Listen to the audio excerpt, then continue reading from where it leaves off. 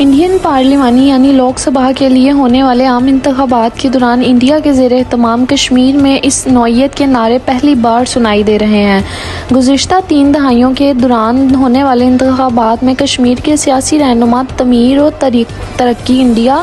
پاکستان اور دوستی، مسئلہ کشمیر کے حل جیسے معاملات کو اپنی انتخابی مہم کا مرکز محور بناتے ہیں۔ تاہم اس بار ایسا نہیں ہوا، مگر اتنا ضرور ہے کہ خطے کی بڑی سیاسی جماعتیں الیکشن مہم کے دوران لوگوں کو آرٹیکل 370 کے خاتمے کے خلاف اپنی ناراضگی کا اظہار ووٹ کے ذریعے کرنے کو ضرور کہہ رہے ہیں۔ کشمیر کی 3 پارلیمانی نشستوں میں سے سری نگر کی نشست کے لیے ووٹنگ 13 مئی کو ہو چکی ہے، جبکہ مزید 2 نشستوں کے لیے انتخابات کے اگلے 2 مرحلوں میں ووٹنگ ہوگی اور ووٹنگ کا عمل مئی کے آخر تک مکمل ہو جائے گا۔ سری نگر کی سیٹ پر ہونے والے الیکشنز میں ووٹنگ کی شرح 38% ہے، جو کہ 2019 میں ہونے والے آخری پارلیمانی الیکشنز کی نسبت 3 گنا زیادہ ہے۔